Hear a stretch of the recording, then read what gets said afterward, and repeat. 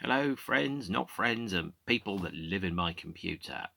It is Tuesday. Tuesday. I can't believe it's a Tuesday already. It feels like it's it feels like it's definitely a Thursday, and I never could get the hang of Thursdays. It's Tuesday, 7th of June, 2022, and that means that 3 years ago today, I was wearing a very loud shirt watching the Twilight Sad in Belfast, which is amongst people that like the Twilight Sad is largely renowned as an incredible show. Absolutely was. Still agree with it. This is Notcast, I think, number 210, I think. And today I'm talking about David Bowie's however many albums it is now, released on the 2nd of September 1980, Scary Monsters. An album that somewhat exists inside its own universe. A lot of people think about the Berlin trilogy being Low, Heroes, and Lodger. I think you can extend that out a little bit with Station to Station in front of it, and Scary Monsters being very definitely the full stop at the end of the sentence of a type of music that Bowie was specialising in at that time, which, handily enough, encompasses the view, which is also in the box set, A New Career in a New Town, which starts from Low, goes all the way up to Scary Monsters, and has a live album or two in it as well. Scary Monsters is, I think, a very underrated Bowie record. I think it's a great album, actually, a very, very good album. And it comes at an absolutely fascinating time in David Bowie's career. This is the original, I think, 1980 RCA Records version. This was the one that ended, or more correctly, it was the last studio album released by David under his RCA contract. And so therefore he was at the point where he was able to renegotiate a newer, better deal. He was also in an unusual financial position.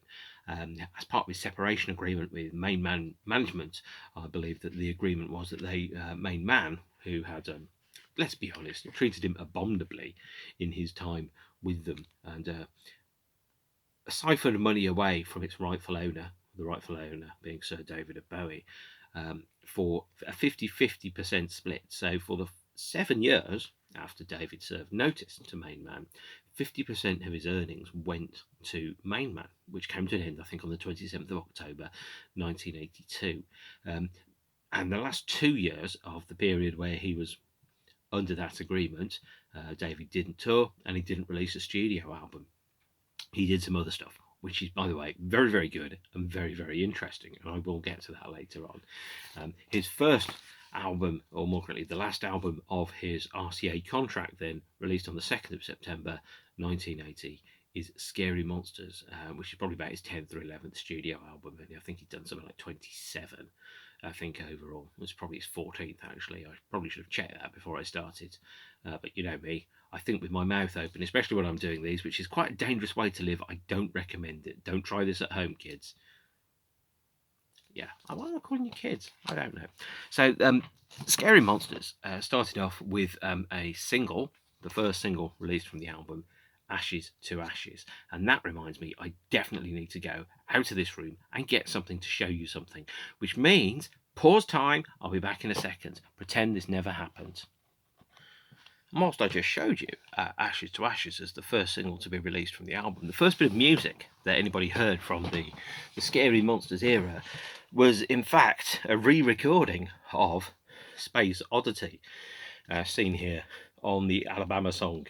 The re-recording of Space Oddity, which was recorded for the Kenny Everett TV show in December 1979, was re-recorded with his then studio band, and features different arrangements of the song, different recording, different vocal, different emphasis on the vocals. And there's a gap. At the beginning of the song, there's a silent bit. On the well-known version, it's not 12 seconds long. On the version that's on the B-side to this single, Alabama Song, it is 12 seconds long. And of course, for those of you who are paying significant attention, Alabama Song was recorded after the last show of the European stage tour in June 1978, and released as a single subsequently in 1980 or thereabouts, backed with this, the re-recorded version of Space Oddity as a B-side, which I don't think it really told you it was recorded as a B-side. It just has a copyright date of 1980, RCA Records, and producer being Tony Visconti. I think this was the last record that Scary Monsters was the last record that Tony Visconti made with David Bowie for about 20 years. Alabama Song, as you probably know, is also the song that is on the Doors album, Show Me the Way to the Next Whiskey Bar. Not an amazing song, but Space Oddity, of course, is. And the first single to be released from the album was Ashes to Ashes. Here is the 7-inch single, backed with Move On. And initial 7-inch copies of this came in 4 slightly different covers, and they also contained a packet of stamps, which came with it as part of the formatting of singles to make people buy them. Now, that quite cheeky, and and obviously, if you're a David Bowie fan, then even at that point, although much like you too, David didn't allow his music to be changed to be more commercial. He had no problems whatsoever about packaging and merchandising and selling things, as anybody that's looked at the posthumous releases can attest. Now, Ashes to Ashes is a direct sequel, effectively, to Space Odyssey. It picks up the story a number of years later. With a lyric that makes a direct reference to Major Tom being a junkie, and about all of the things that go with it. Now, you'll notice on the front there's an image there of Bowie as a mime and a clown. Now, this also appears, and I need to go and find it, somewhere in here, and I should have checked this before I did it. There is a small cartoon image that David drew that was on the sleeve to one of his early albums that features that exact same mime consoling an old lady. And if you look at the video for Ashes to Ashes, there is a scene where David is on a beach consoling a woman that bears more than a passing resemblance to his mother. Not his actual mother, but somebody that resembles her. It's quite scary when you see the picture. And of course, whilst I'm flipping through the book, I can't find the thing to show you. Absolutely bloody typical, of course. Hang on. No need to hang on. Can't find it. Can't be bothered to look for it. But there you are. So let's put Scary Monsters in a context. It is the first album that was released by David after his divorce came through. And he made the commercial decision to work with Tony Visconti. And he used the same musicians that had backed him on Station to Station, Heroes, Low and Lodger, being the 5th and final studio LP with Carlos Alomar, Dennis Davis, I think it was, and a chap called Murray on the rhythm section. You'll have to forgive me if I don't know the names of everybody that performed every instrument. Some of the albums have an awful lot of people that performed an awful lot on there, but very definitely the last of the 5 LPs with those musicians on. And I'm just quickly looking through it. So Dennis Davis was on percussion, George Murray was on bass, Carlos Alomar was on guitars, and Carlos Alomar was guitarist with David on and off until the end of the first part of the Outside tour in 1995, whereas Dennis and George, this was the last of the 5 studio LPs that they recorded with him. So I regard those albums with that rhythm section as an era of their own, whether anyone else agrees with me, some of course being recorded in Berlin and some not.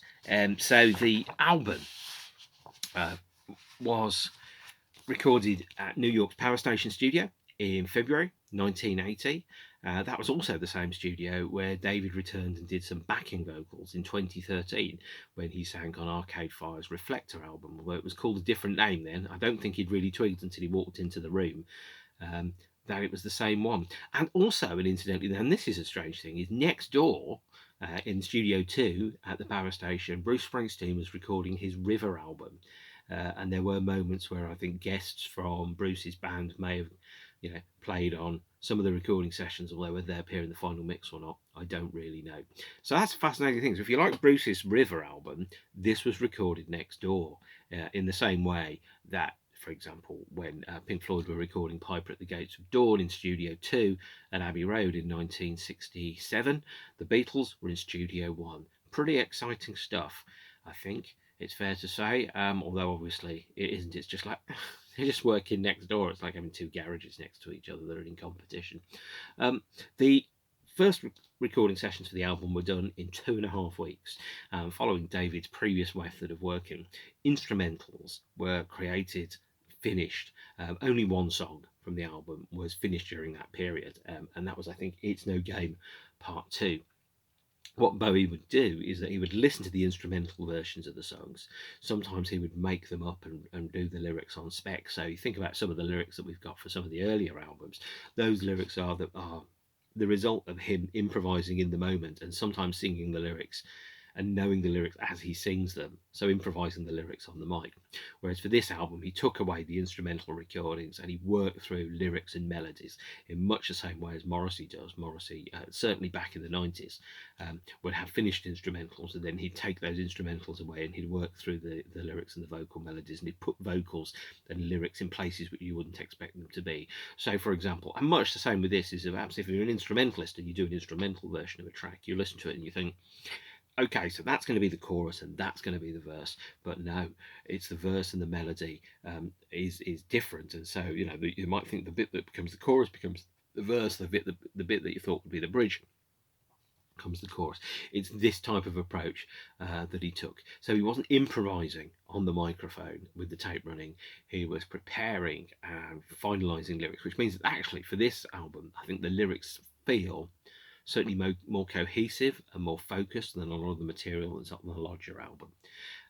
But some of the tracks were recorded. There was a cover version of Cream's I Feel Free, which I think was later revisited for the Black Tie White Noise album. But there's a version of that which wasn't used. And so what's happened to it? If you're an enterprising bootlegger, take the Bowie vocal from Black Tie White Noise, stick it over the instrumental version of I Feel Free, and create yourself a new Franken song. It certainly works for Queen, doesn't it? And I think Bowie said, and he described this album as being, he said it was some kind of purge. He was accommodating his past within his persona. And that's kind of also covered in the cover for the album, so you may not necessarily automatically think of it there, but actually there's two sides there. So there's obviously Bowie as the clown, and there's a reflection of him as well. There's also, if you look on the back of the sleeve here, we can see parts from, we can see shots from Ashes to Ashes, Heroes, Lodger, and you can see a little bit of, I think that's that Low there, and there's a little bit from one of the other albums as well. I think Aladdin Sane is somewhere in here if you look on the sleeve art in some way. But it's an album where he's openly reflecting upon who he used to be, and at the same point taking that and moving beyond it. So, as I said, it was it was also the first time when he re-recorded Space Oddity, which was for the Alabama song, or a single, wherever I've stuck that now. Oh, absolutely typical. Here it is. Yeah, as you can tell, slickly produced stadium show here. When he re-recorded Space Oddity, he'd started to look back, and a number of the songs on Scary Monsters were songs that he had been working through for a number of years, or working with. It's No Game, both parts 1 and parts 2, were adapted from previously unused and unreleased songs that he'd worked on. Scream Like a Baby is an adaptation of I Am a Laser from the Over Cherry sessions. Fashion is a rework, certainly lyrically, of People from Bad Homes from the Over Cherry period, and Ashes to Ashes, of course, is a sequel to Space Oddity. So you can kind of go, well, actually, this is effectively Bowie's version of, I think, is it Tattoo You, the Rolling Stones album that's made out of rejected tracks from previous records? It's that kind of thing. Or if you want to be really controversial about it, the Van Halen 2012 album, A Different Kind of Truth, over half of which is taken from rejected demos from the early 70s, which have been revisited and reworked. Scary Monsters is like that, but when you listen to Scary Monsters, there's no sense of it being anything less than another bloody brilliant David Bowie album. And by the way, I did check, it is his 14th studio album, so this is roughly halfway through David Bowie's studio recording career. Like all artists, you tend to make less albums the older you get, unless your name is Prince or Jandek, at which point you do an album before dinner and one before lunch the next day. I think this is a really good album, actually. I think the lyrics are really strong on it, and the songs are very well made. So we have a number of things which I think is worth talking about here. The first one is track 2, Up the Hill Backwards, which was one of the singles that was released from the album. Let's go into my pile of 7-inches, see what we can find. Up the Hill Backwards is the 4th song to be released as a single. There is a prescient and prophetic cover, considering the world events of the past 2 years. And I can't remember what it's backed by, so let's open it up and find out. Oh, it's backed with Crystal Japan. Crystal Japan being a song which I will address separately. Crystal Japan, by the way, was originally meant to close the album until It's No Game Part 2 was stuck onto the record. But there's the lyrics in Up the Hill Backwards. And to me, I think the phrase Up the Hill Backwards, it's always had a meaning to me, which is around the size of the task, the enormity of the task is so big that you can't necessarily consider it if you look at it. You only have to, you go up the hill backwards, so you can't see how big the hill or the mountain is that you have to climb. And, you know, certainly some things you think about and you go, my God, this is such an enormous task. How can I possibly start kind of working through it? It's only when you start working through it, and every journey begins with a step, to get very zen about things. And everywhere is walking distance if you have the time is another phrase. Is with Up the Hill Backwards, is it's almost kind of going, well, look, this is this enormous thing which I've got to do. One could say that it possibly, the song is written actually about Bowie's divorce. You know, the idea of the lyric is, go, the vacuum created by the arrival of freedom and the possibilities it seems to offer. It's got nothing to do with you if one can grasp it. And there you kind of go, right, so it's about, you know, the world opens, all the walls turn to glass, and you've got an enormous kind of set of possibilities if you can shake them. I don't quite know why the person's wearing a face mask on the cover to that. Nonetheless, as Bowie said, the future belongs to those who can see it coming, and he was 40 years ahead of us by wearing a mask before anybody else on the cover, although clearly that's obviously not him. You know, the original lyric, by the way, instead of Up the Hill Backwards, the phrase was Skylab is falling, or Skylabs are falling. Now, Skylab, for those of you who have long memories, was the first version of the International Space Station that was built and in space in the 70s and 80s. And there was lots of talk about how eventually it would disintegrate and fall out of Earth orbit, and it would probably land in Central Park in New York and kill dozens of people. I think Skylab did fall to ground eventually, quietly, and kind of, you know, died a lonely death somewhere in the Australian outback. Many years ago, I dimly remember watching it. I think there was a thing called Skylab Watch on the news, where people would go, Skylab's going to fall, let's go and find out who's it going to kill. A dingo, a kangaroo, and maybe a small plant that you know, hasn't seen water for 18 years. That's what happens. Skylab are falling.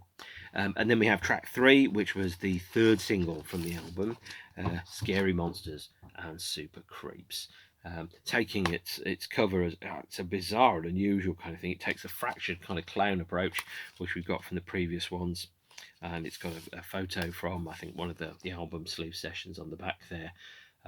Bluntly put, a fucked up clown. And clowns are pretty scary, aren't they? But as I said before, clowns and mimes and things like that were concepts which Bowie was working with when he was doing mime in the late 60s. And so we've got a kind of drawback to that kind of approach. And Scary Monsters, I think, is a fabulous song. David played it live many times on his joint tour with Nine Inch Nails in 1995. I don't think I saw him play live, but I only saw David play live once. And it's kind of like an abrasive, manic song, hugely influential. There is a reason why Nine Inch Nails chose Scary Monsters to play live with him. And the lyric is kind of like about someone who is corrupt and unhinged, and his approach to the world around him. And you can almost see the album. Hello, my name is Scary Monsters. I'm scary, and it's about, you know, the album features Bowie trying on various personas, revisiting Major Tom, directly referencing the characters and persons and versions of himself that existed on Low and Lodger and Heroes and Aladdin Sane. And kind of like approaching those and kind of like looking at kind of all the various different aspects of a personality and what makes a man a man. To quote Jack Brel, who obviously I think he had covered on another song. I think it was Port of Amsterdam. It was a Jack Brel song. I could be totally wrong. It could be a Kurt Weill song. I have no idea anymore. I should have checked that, but once again, I didn't. Sorry, but you can Google it and find out how wrong I am. The answer is probably very. But Scary Monsters as a song kind of adopts a persona and talks about how actually sometimes the monsters are human, And I had a wonderful phrase, which has stuck with me ever since, which is, the monsters are real and they have human faces, which was quite scary, but so be it. Now we have on here Bowie LP2 Scary Monsters, track 4, Ashes to Ashes. This is one that we've talked about before, albeit only briefly, but here we go. Here's that old anecdote. So if you remember, there was an anecdote that David Bowie said apparently, where he was talking to somebody and when he was filming the video for Ashes to Ashes, which I think was on Hastings Beach, of all places. And he used the Blitz kids, who were kids that went to a nightclub called Blitz that had David Bowie nights in the 80s. And they appeared in the video. So I think you can see Steve Strange in the video for Ashes to Ashes, and probably someone else like Midge or something, I'm not sure. And he's got the image of the clown consoling the woman is one that appears in the video. It's also about him like revisiting who he used to be and the version of him that made Space Oddity when he was still doing mime work and things like that. So it's based upon a demo called People Are Turning to Gold, a brief fragment of which has been broadcast on the radio, and it then kind of turns into Ashes to Ashes, and it's got I think a really interesting lyric in it, Ashes to Ashes, about Major Tom and what happens to Major Tom, and so much so that actually there was a medley of Space Oddity and Ashes to Ashes that was produced for a promotional 12-inch in America. No doubt it was worth a lot of money until you hear it and you realise it's probably garbage. I have not checked that, by the way. But there's a lot about I've never done good things, I've never done bad things, I've never done anything out of the blue. What you'll normally find with a Bowie song is that there is one lyric that really sticks out in every song, and you go, oh man, I wish I'd thought of that. It's so obvious, and yet at the same point, it's so ambiguous and open, and it has so many meanings. And that's possibly part because Bowie's lyric writing is really, really underrated, actually. It's undermentioned. Nobody mentions what a good lyricist he is. I'd love there to be a book of his song lyrics. Maybe some of his song lyrics, Shopping for Girls, for example, not so good, but overall, most of them, very, very strong lyrics. And album, the track 5 on the album, second single from the record, Fashion. We are the Goon Squad, and we are coming to town. Beep, beep. Which, of course, is a nice little phrase that I like to use. Was one of Bowie's first 12-inch singles. Here it is. Here it is on 7-inch. And here is the owner of these two in the top right-hand corner of your screen right now, obscured by Bowie, which probably should be a great name for a record. This contains the same versions and mixes, I think, on the 7-inch and the 12-inch. Fashion, and then Scream Like a Baby on the B-side, or, of course, I Am a Laser, As Once Was. And there's a slight different adaptation, so the back is slightly different, but aside from that, it's the same, really. These are probably photographs of the Bowie stamps that are on the Ashes to Ashes 7-inch, the version of which I haven't got. I think Fashion is a great song. It's got some wonderful lyrics in it. It makes me think a little bit about. It's probably one of Bowie's most political songs about fashion, turn left, turn right. We are the Goon Squad, and we're coming to town. Which kind of implies like an army that's coming, they're invading, they're delivering politics to you. Politics is a fashionable thing. Maybe politics is certainly modern day politics in the UK could be seen as entertainment and just another game show. I'm not sure. We have flipped the album over. Side 2. This is where I'll get the vinyl LP out. This is not the original inner sleeve. The original inner sleeve for this one was technically shagged, and these were like many of my Bowie LPs. I bought in a job lot off eBay for £4 each in 2004. As I kind of said before, people were literally leaving Bowie LPs in crates and giving them away to MBE, and you could pick them up for £1 or £2. Almost all of my Floyd albums, almost all of my Bowie albums, I picked up because I held on to a record player, and lots of people moved up to CDs in the 90s and the 2000s and got rid of their original records, and I was just like, great, I can get more stuff, and I was okay to listen to it on vinyl. Because you could download everything from Napster anyway, so I didn't need the CD version, so I bought the vinyl, and then at least I had the records. Now it makes me look ahead of the curve. No, I was just tight. I held on to my record player. In fact, my record player, the one which I had in 2001, only died last year, and I'd had it for 20 years, so I've definitely got my money's worth out of it. I'm not going to tell you what model it is because I can't remember, but apparently it's a classic. Some Technic something or other, I don't quite know. Okay, let's go to side 2 of the album, opening with Teenage Wildlife. It's an interesting song, Teenage Wildlife, and it also ties into the lyric that we've got for Because You're Young. To an extent, to me, Teenage Wildlife and Because You're Young are songs that are written to younger people from an older person, and perhaps inspired possibly by Bowie kind of keeping an eye on the scene and people having Bowie nights being heavily influenced by them and their appearance in the Ashes to Ashes video. It's about passing the baton on to the next generation. Becoming an older man, Bowie I think was 33, 34 maybe when this was released. So not a young whippersnapper anymore, not one of the new wave of British romantics or heavy metal for that matter. It was an older man from a previous generation, and also Because You're Young, that also has a lyric of advice to children. It's about watching young people become adults and going, I'm no longer in the young crowd. I'm in with the out crowd now. I'm one of the older people.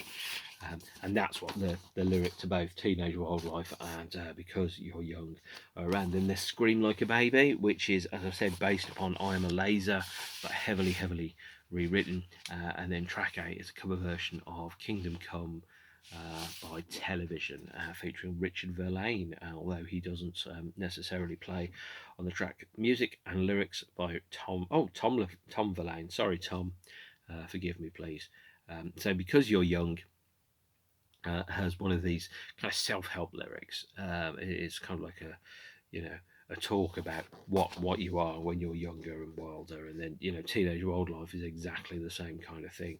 By the way, on the original inner sleeve there were, or more correctly, there was a lyric sheet which had handwritten lyrics by Bowie, not him sitting there writing out every lyric by hand on every copy. But you can see the handwritten lyrics there. Why hasn't the estate of David Bowie done a book of all the Bowie lyrics with on one page a photograph of the handwritten lyric and on the other page the actual lyric typed? I don't know. That they should do that, shouldn't they? Yes, they should. I'm surprised, given all the crap that they've got in their store, that they haven't done that yet. And then we've got track 9, which is Because You're Young, and then the album closes on track 10. It's No Game Part 2, the first song finished during the LP. Kind of like the idea around the lyric is, documentaries on refugees, couples against the target, throw the rock down the road and it breaks into pieces. It's I'm banned from the event. I really don't understand the situation. So where's the moral? People have their fingers broken to be insulted by these fascists. It's so degrading. It's no great game. So It's No Game. One of the themes that runs through It's No Game runs through fashion. Some of the other songs are about power and politics and control and oppression and fascism. It's one of the most political albums which Bowie made, and he wasn't overtly political in many ways. It's a rework. It's No Game apparently is a rework of an early demo called Tired of My Life, which was originally recorded during the Hunky Dory period. And it's the sound of a door closing. So you have part 1 to open the album, part 2 to close the album. It creates a sense of, isn't this where we came in? And it's obviously the ending of that particular period, the last album that was recorded with Tony Visconti in that century, the last album with Dennis Davis and George Murray, the last album that was recorded under the RCA contract. Scary Monsters and Super Creeps is the sound of a door shutting and a new career in a new town starting up. Originally, there was an extra track which was later revised. It was Crystal Japan. I'm going to talk about Crystal Japan because Crystal Japan was only released as a single in Japan. Here it was released as a B-side, I think on Up the Hill Backwards. I did show it to you earlier. This is the RCA Japan 7-inch single for Crystal Japan, and it's got it's backed, I think, with Alabama Song. So there's the lyrics there. Obviously Crystal Japan is an instrumental following on the tradition of instrumentals, and Crystal Japan was the soundtrack to a advert that was only shown in Japan, advertising, I think it was a whiskey or something like that. There was a trend in the 80s and in the 90s for people that were famous in the UK and in America to do very well paid, lucrative adverts in Japan on the condition that those adverts were never shown outside of Japan, which, by the way, is a plot element in the film Lost in Translation. So if you've seen Lost in Translation and went, that didn't happen, oh, it definitely did. There were bootleg videotapes going around in the 90s where people put together all the adverts by people like Arnold Schwarzenegger, Bruce Willis advertising perfume, those type of things, on the provision that since they were never going to be shown in the UK, no one was ever going to see them. And as Bowie said, I quite like money, it's quite useful. And so when they offered him a lot of money to do an advert that was only going to be shown in Japan, he decided to do it. And the single, which the soundtrack to the advert is the song Crystal Japan. Crystal Japan is heavily influential on the song A Warm Place by Nine Inch Nails. And apparently they follow some copies, some chord structures and things like that. I don't actually know if that's true. I haven't listened to, I haven't detected the similarity between the two. It's not to say that it isn't there. I just haven't detected it. So we have some interesting things that happen after the release of the album. As the RCA contract came to a close, and as David's commitments to MainMan were starting to come to a close, for 1981 and 1982, effectively he went on strike as a recording artist, and he explored other avenues of his personality. So, for example, he played the Elephant Man on stage, apparently very, very good, but I was only 7 when it was happened, so I didn't see it. And he also went into film, and he played the lead in film Merry Christmas, Mr. Lawrence, and also in the film The Hunger, which were both filmed during 1982, and in 1982 he also played the role in an adaptation of Bertolt Brecht's Baal, which was on television in the UK, but hasn't been replaced, hasn't been repeated, I don't think, and hasn't been commercially released, because RCA had effectively lost one of their major recording artists. They had a number of releases which instead were going to fill the gap because Bowie didn't go on tour. Bowie was thinking about going on tour in 1981, but his the murder of John Lennon made him reconsider, and the band which he had put together only really did a couple of things. So they made an appearance on a TV show that they appeared on, I think, the Kenny Everett show. And by the way, if you've seen the appearance on the Kenny Everett show, there is a padded room which is the backdrop for his recording of Space Oddity. I can't believe I haven't mentioned this before, which also appears in one of the videos. I think it's the Ashes to Ashes video. And he had, so that's one TV appearance. Then I think there was Boys Keep Swinging on, I think, TVC15 with Claus Nomi, which was on American television. And I think there was an appearance in the Christiane F movie, the soundtrack to which I have forgotten to bring out, which I need to get. No, I haven't forgotten to get it. I just haven't got the Christiane F soundtrack on CD, one of the very few. So we had a number of compilation albums and best-ofs. So with the MainMan logo clearly indicated on it came the release of ChangesTwoBowie, a sequel to 1976's ChangesOneBowie. And ChangesTwoBowie featured Wild is the Wind. The extent of David's promotion for Changes 2 going as far as filming a video for Wild is the Wind, presumably because even 50% of that would help. It came with an inner sleeve, here it is, and it came out on RCA as Bowie LP3. And the back of the album, by the way, has this lovely inner sleeve that advertises the 16 major previous releases by David Bowie, including, you know, the albums in relative covers, some of which aren't strictly true, and also David Bowie on RCA Records. So there's one there.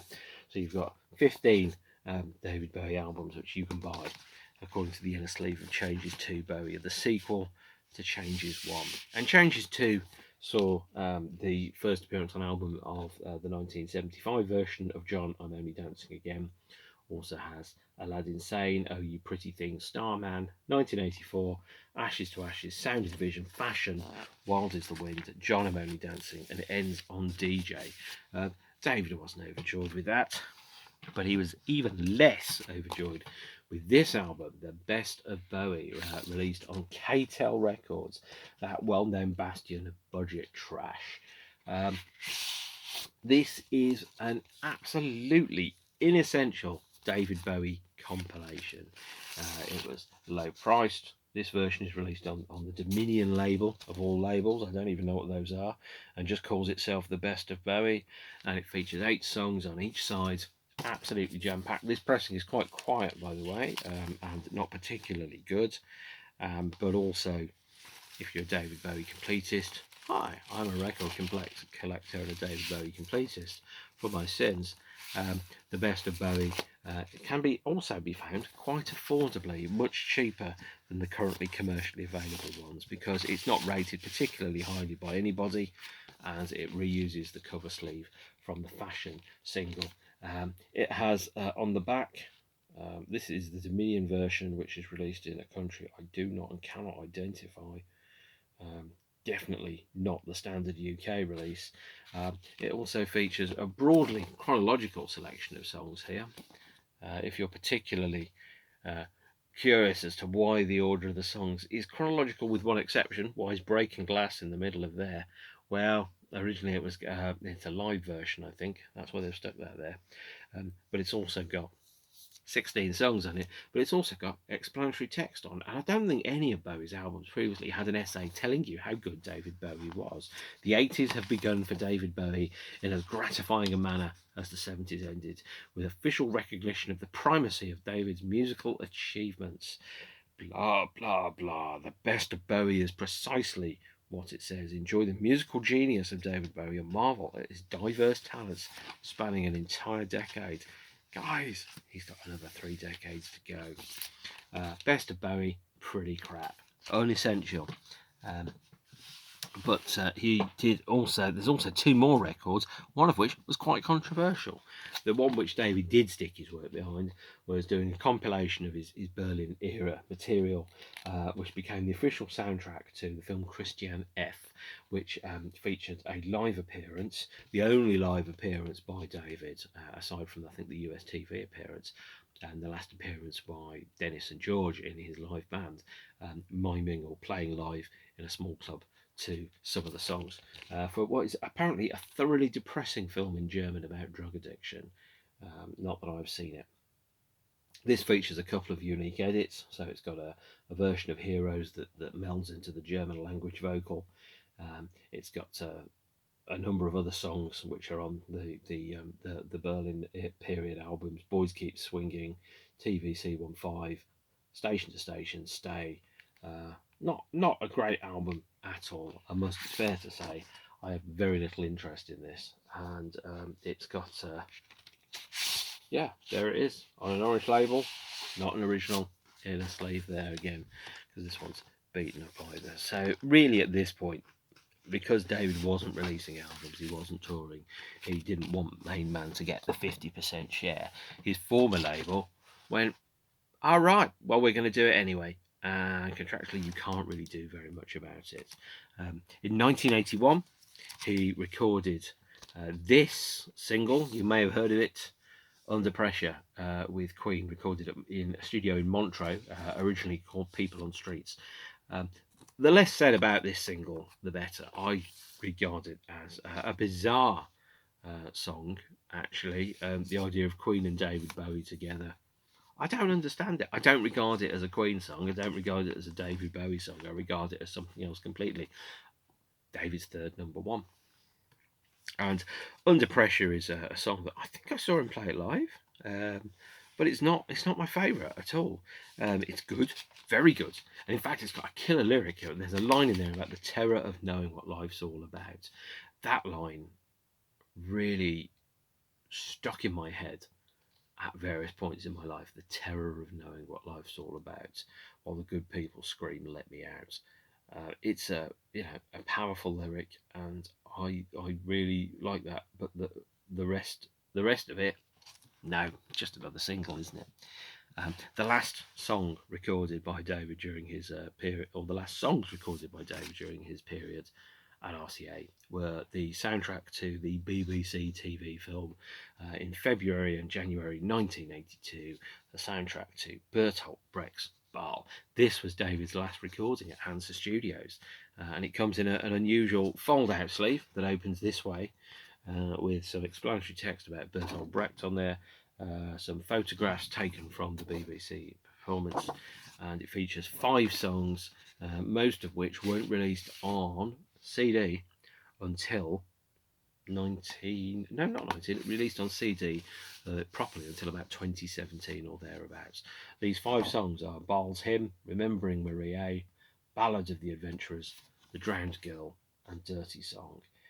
The last one's recorded at Hansa, and they are bizarre. They are very faithful to the Bertolt Brecht originals. So if it didn't have the name David Bowie attached to it, I don't think anyone would have bought it. I think it'd be regarded as a forgotten curiosity and probably get a BFI DVD release.